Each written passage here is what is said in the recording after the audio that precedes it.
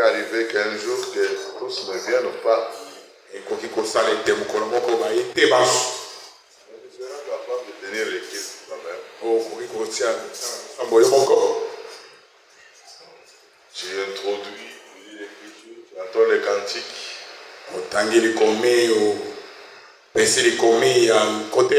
Et c'est comme ça les choses. Amen. Nous nous tenons debout. Avant qu'on prie, frère, tu peux nous armer la prédication du mercredi. Avant qu'on prie.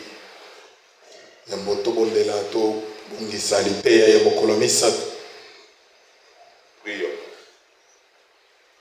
Notre Père qui est aux cieux,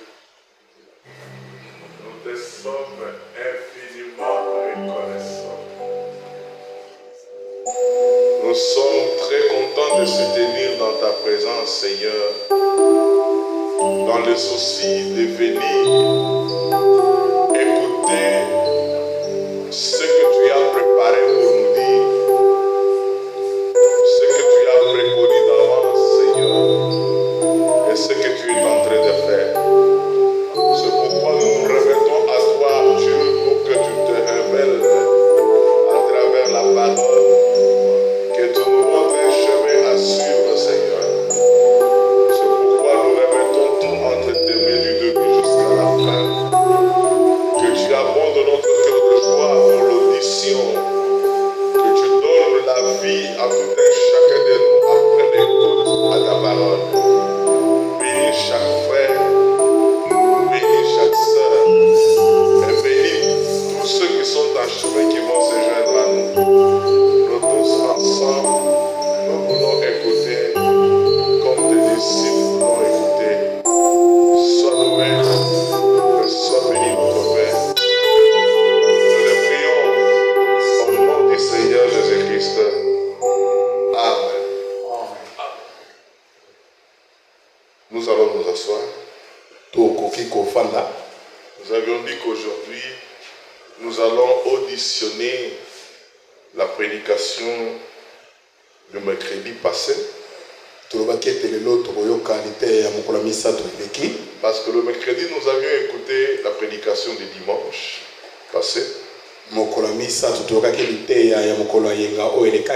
Il y a des choses tellement très profondes. J'aimerais qu'on suive ensemble la prédication. Qu'on suive ensemble.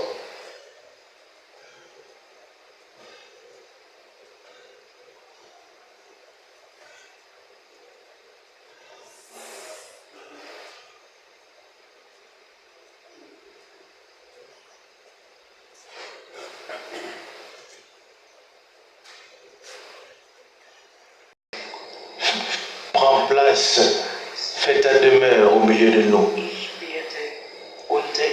Tu as fait la promesse. J'habiterai au milieu d'eux, je serai leur Dieu et ils seront mon peuple. Bien-aimé Seigneur, nous avons vécu jusqu'ici, jusqu'à présent, regardant à nos propres privilèges.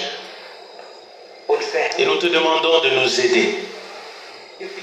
Bénis-nous, restaure tout et glorifie ton nom. Nous te prions de prendre cette réunion sous la conduite et la discipline de ton esprit. Que l'onction repose sur nous.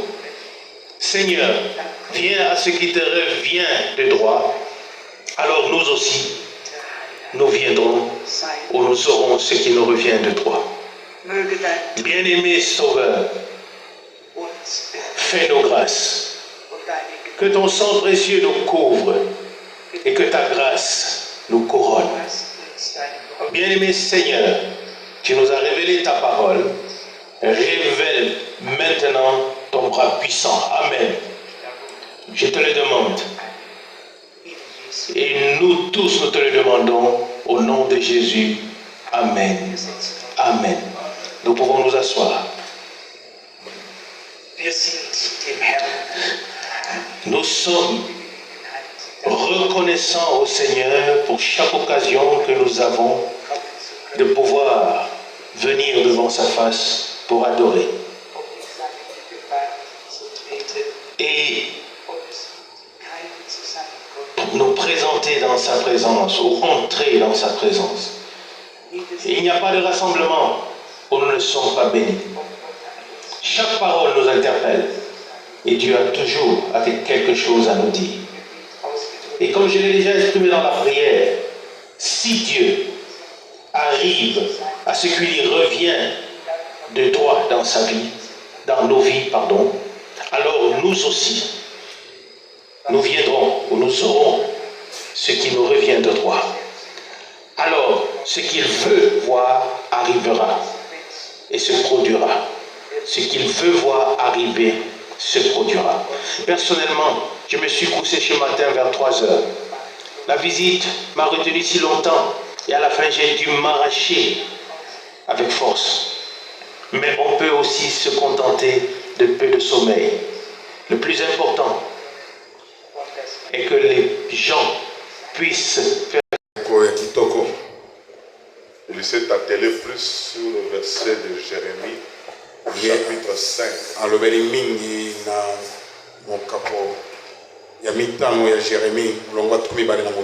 Vous pouvez le lire aussi. Jérémie, chapitre 5, le verset 26.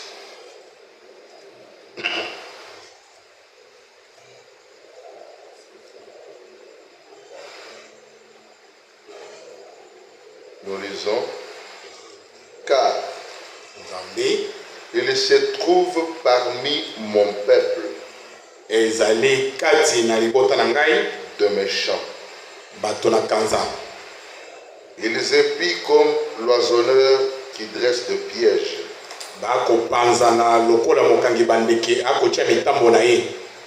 Ils tendent de filets et prennent des hommes. Amen. Amen. Dans ma tradition, on a dit le méchant. Mais dans la tradition de Frère Franck, on dit les impies. Il a défini le mot impie. Il a dit ce sont des hommes sans Dieu, sans parole, sans révélation. Ils marchent, ils sont pleins dans leur poche avec des interprétations. Vous allez les entendre que Dieu m'a révélé. Oh, Dieu m'a dit ceci. C'est-à-dire, ne les écoutez pas. Ils sont parmi ici, partout. Nous n'avons pas besoin d'interprétation. Il a montré qu'aujourd'hui on peut avoir des divergences sur l'expérience. Il y a des divergences parce que cela n'est pas encore manifesté. Il dit quand il y aura l'expérience, ça veut dire la concrétisation se fait et chacun doit expérimenter ça. Il dit qu'il n'y aura pas de divergence en ce moment-là. Il est allé loin pour dire tout ça, il montrait le début de l'infiltration du diable au milieu des croyants. Comment la doctrine du tonnerre est venue. Et cela s'est concrétisé en montrant aux gens que Branham était Christ.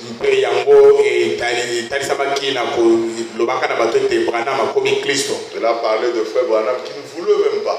Il cherchait à se faire même du mal. Il voulait laisser même la prédication. Parce que le frère voulait faire de lui Christ. Maintenant, regardez Dieu dans sa miséricorde. Dieu lui a donné une révélation. Il a dit, c'était étonnant que cela, si ça venait des frères d'ailleurs, ça devrait être autre chose. Mais cela est venu parmi nos frères. C'est là qu'il a parlé de deux familles. Nous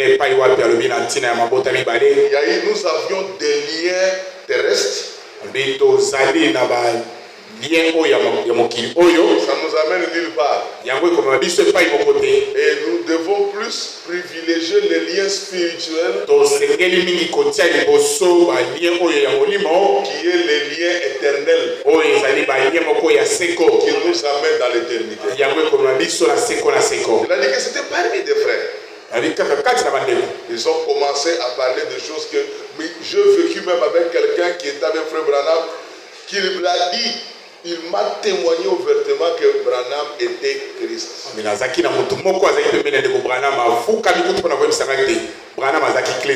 moi je lui ai dit, si vous dites que Branham est Christ, vous voulez dire que Branham c'est lui Yahweh de l'Ancien Testament. Le Messie l'a accepté. Alors j'ai compris qu'il faut s'arrêter. Frère, il a montré que lui, il a des natures que Dieu lui a données. De ne pas faire à quelqu'un du mal. Même penser du mal à quelqu'un. Il dit chaque fois que je cherche à le faire, je n'arrive pas. Parce que moi je fais toujours du bien. Je ne peux pas insulter. Je ne peux pas faire du mal à quelqu'un. Il dit que j'aime souvent qu'on me fait moi du mal. Il dit c'est la nature que Dieu m'a donnée. Il a dit que c'est la nature des enfants de Dieu aussi. Les enfants de Dieu doivent être comme ça. Le frère a dit il y a des impies. Ils mettent de pièges. Là, il montre que même dans des causeries, vous devez tirer attention. Il y a d'autres causeries qu'on met au piège. Ils vous amènent jusqu'à ce que vous allez tomber. Mais le Seigneur garde ses enfants. Il a montré que cette doctrine, c'est Dieu qui lui a révélé. Frère Branham avait vu une vision d'un serpent. Ce serpent-là commençait à mordre des gens. Mais ce serpent-là, il a pris l'arme, il a tiré au milieu. C'est-à-dire que Frère Branham a pris l'arme, il a tiré au milieu de ce serpent. Quand il a frappé, la colonne vertébrale était déjà cassée. Il a dit je le hais. Mais il ne fera pas un long chemin. C'est la doctrine de Branham, Dieu. Le tonnerre révélé. Ils se sont éparpillés partout. D'un même message de Frère Branham, il y a eu 9 ou 900 interprétations qui sont sorties de l'Amérique. C'est ceux qui ont créé toutes ces tendances que vous voyez. Il dit que ce monsieur-là, il me disait, il dit frère, il faut que Dieu te montre des mystères. Frère Franck lui a dit, ce n'est pas nécessaire de connaître tous les mystères. Mais ces mystères dont tu parles, ce monsieur, moi je le connais. Il n'y a que Dieu seul s'est manifesté en Jésus-Christ. Et Jésus-Christ était Dieu. Pas de dire que Branham était Dieu. Maintenant, il prend le verset d'Ésaïe 57. Il les met ensemble avec Ésaïe 46. Lisons d'abord dans Ésaïe 46. Ésaïe 46, le verset 10. Dans ma tradition, c'est écrit que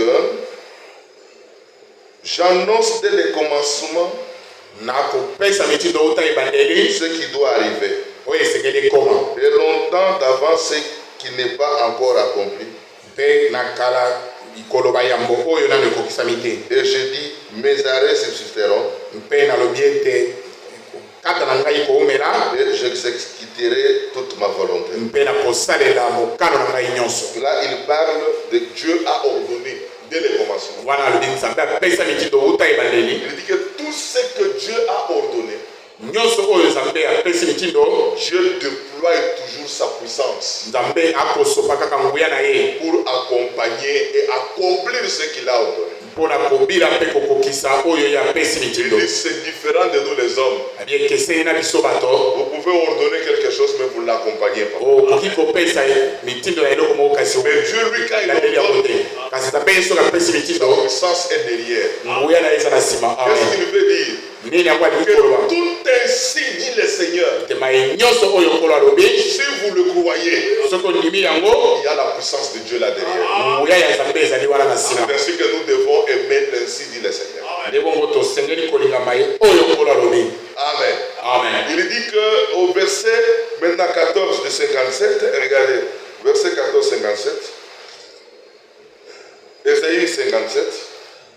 Le verset 14. Ésaïe 57, 14. On dirait frayez, frayez, préparez le chemin. Enlevez tout obstacle du chemin de mon peuple. Il est allé jusqu'au verset 20. Il dit qu'il y a des obstacles dans ce chemin. Les obstacles, ce sont des interprétations. Ce sont des pensées humaines. Pourquoi les pensées humaines? C'est pour mettre obstacle afin que le peuple de Dieu n'avance pas. Ce que nous devons faire, c'est quoi? Nous devons nous battre pour enlever tout ça. Amen. Amen. Il a dit qu'il y a même des gens qu'on doit interdire à ne pas prêcher. Quelqu'un peut venir au milieu de nous, lui il ne prêche pas. Pourquoi on dit ça? C'est parce que nous ne connaissons même pas qu'est-ce qu'il croit. Est-ce que réellement il a la révélation comme nous? S'il n'en a pas, ce n'est pas nécessaire de lui donner la chair. Il faut fermer. Parce qu'il y a des gens qui mettent des obstacles dans le chemin de Dieu. Ces gens-là, ce sont des impies.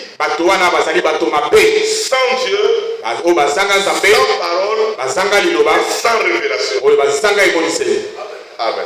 Amen. C'est ce qu'il a, je prends les sentences de ce qu'il a dit. Alors bien aimé dans le Seigneur, il dit Dieu quand il adresse sa révélation, quand il la donne la parole, il ne la donne pas aux incrédules. Il donne sa parole pour ses enfants. Parce qu'ils ont la foi et ils vont obéir. Ceux qui ne sont pas de Dieu n'obéissent pas. Mais ceux qui sont de Dieu obéissent. Ils vont de l'avant. Il a donné une écriture dans Psaume 119. Il a dit ceci, que si nous nous tenons dans la vie sans reproche, si vous voulez avoir sans reproche, il faut que vous vous absteniez à la parole. C'est-à-dire que tu te donnes à la parole, tu t'attaches à la parole, tu t'accroches à la parole. C'est là que nous serons purifiés. Et nous n'aurons pas de reproches. Il a parlé de problèmes de rêve. Oh, j'ai rêvé. Parce que les gens disent j'ai la révélation. Là, il a insisté que tout ce que Dieu pouvait nous parler, il nous l'a parlé à travers la parole. Il dit, quelqu'un peut venir vous dire qu'il a rêvé. Il a une révélation. Il dit, ne parlez pas ça à quelqu'un. Prenez ce qu'il vous a dit là. Écrivez ça. Allez dans le secret, priez le Seigneur. Voyez si réellement la chose là va se concorder avec la parole. Si ça ne s'accorde pas avec la parole, mettez ça à côté. Il dit surtout, quand vous arrivez le soir, à l'heure tardive, et que tu as mangé tardivement, et que tu n'as pas connu une bonne digestion, tu feras des cauchemars et tu rêveras encore beaucoup. Alléluia. C'est pourquoi il ne faut pas se fier à cette histoire. Beaucoup de gens, c'est parce qu'ils ont beaucoup mangé. C'est parce qu'ils ont des problèmes dans la tête. Le vrai rêve, je l'accorde. C'est conforme à la parole. Et le prophète en a parlé là-dessus. Mes frères, le frère a parlé encore un autre point. Il dit, vous savez pourquoi il veut avoir ses enfants? Ceux qui sont nés de nouveau. C'est parce que Dieu veut les utiliser. Dieu, il a besoin de ta tête. Il a besoin de ton bras. Il a besoin de tes yeux. Il a besoin de tes pieds. Pour que lui se manifeste. C'est comme ça qu'il a fait avec les apôtres. C'est comme ça qu'il a fait avec tous les serviteurs de Dieu. Dieu vient, il tabernacle en lui, il utilise. C'est ce qu'il a insisté. Nous devons nous laisser utiliser. Le frère Branham est venu avec un message de restauration. Il a donné l'écriture dans 2 Corinthiens 6. Il a dit, frère, vous devez sortir de toute confusion, toute interprétation, venir à la parole pour que le Seigneur vous déverse sa puissance en lui, qu'il vous remplisse de sa plénitude. À ce moment-là, vous allez le servir. Aujourd'hui, on ne le sert pas. D'abord, sortons dans la confusion. Et ensuite, lui viendra nous remplir et il nous mettra au service. C'est ce que nous attendons. Il a parlé de la prière. Il a dit, des fois nous commettons des erreurs. Quand nous allons prier avec beaucoup de choses que vous demandez à Dieu. Et Dieu ne le demande pas comme ça. Il faut toujours avoir une chose principale qui vient du cœur. Et la chose là, c'est lui-même qui te l'a donné. Pour que tu le demandes. C'est comme ça qu'il va exaucer. N'allez pas aujourd'hui tu demandes. Non, tu dois avoir la chose principale que tu dois faire. Une intention précise. Alléluia. N'allez pas avec de multiples paroles, non. Vous devez être précis. Tu as un problème central. Votre souhait. Parle ça au Seigneur. Et le Seigneur, il va te répondre. C'est pourquoi dans la Bible, il dit, Jésus-Christ disait, que veux-tu que je fasse de toi? Les aveugles disaient, j'aime recouvrir la vie. Vous comprenez ça? Le boiteux disait, je me marchais. Le muet disait, je voulais parler. Il dit, c'est comme ça, il faut avoir la précision. Mais bongo esengeli kozala na sikisiki na Ce que nous pouvons demander oyo tokoki kosenga aujourd'hui, lelo c'est demander à Dieu de nous faire nous ses enfants. ezali kosenga na nzambe akomisa biso bana na ye Et parce qu'il nous fait ses enfants, po ete so akomisi biso bana na ye nous serons bénis. tokopambwama Et le Seigneur fera sa miséricorde sur nous. mpe nkolo akosala biso bosawa na En ye tout cas, que le Seigneur vous bénisse. nkolo apambola bino Je fais ça nakosala boye pour vous exciter beaucoup aussi à suivre l'homme de Dieu. mpona kotindika bino mingimingi bolandaka moto na nzambe Même si on ne le suit pas ici, ata tolandaka ye te awa retourne chez toi, dépense le méga. zonga na ndako depanse bamega na yo Écoutez ça. landa Et soyez capable de comprendre qu'est-ce qu'il veut dire. zala na makoki ya kososola nini yango yalingi koloba Amen. Oui, oui, parce que quand on fait ça, il faut quand même qu'on laisse aussi des frères de parler aussi. sengeli bandeko balobaka mpe Alors, vous-même, commencez à vous exercer à la maison.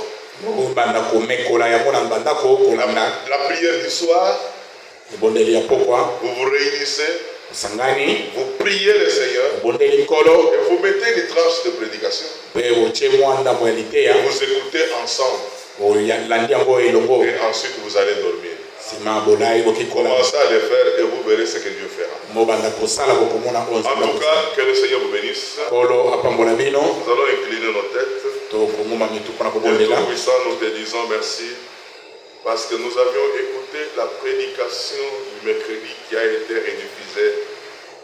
C'est une vieille prédication, mais nous sommes le bienheureux de l'entendre aujourd'hui comme si cela était prêché aujourd'hui. Dieu puissant, toi le miséricordieux, tu nous as montré des choses très précises dans la Bible. Que la révélation provient de chez toi. Nous n'avons pas le temps d'écouter les impies. Nous n'avons pas besoin d'écouter les calomniateurs. Mais nous voulons écouter que des hommes que tu as mandatés pour nous dire ce que tu as préparé à nous dire et ce que tu fais aujourd'hui. Merci notre Père. Ce soir, souviens-toi du problème de tout un chacun ici dans l'assemblée qui s'adresse dans la prière. Chacun a un besoin particulier. Il a un problème central. Il a un souhait dans son âme que tu lui as donné. Seigneur, avant que nous puissions nous exprimer, toi-même tu les connais parce que l'Esprit intercède à notre faveur. Réponds à la prière de ton Père, de tes enfants, le souci qu'ils ont, Seigneur, que tu les accompagnes. Bénis notre assemblée, bénis les frères et sœurs, que tu les fortifies, que tu les renouvelles la joie et l'amour de ton salut pour qu'on se voie encore se réunir tout autour de ta parole. Bénis-nous dans le chemin du retour. Nous croyons que le dimanche nous y serons encore ensemble pour écouter l'homme de Dieu et écouter aussi l'exhortation finale qui sera apportée. Merci notre Père Céleste. Nous t'aimons, nous te vénérons, nous te louons. Toute la louange à toi. Te le prions au nom du Seigneur Jésus-Christ. Amen. amen Que Dieu bénisse. nzambe apambola bino Shalom. shalom Félicitations à ceux qui ont réussi aux examens d'État.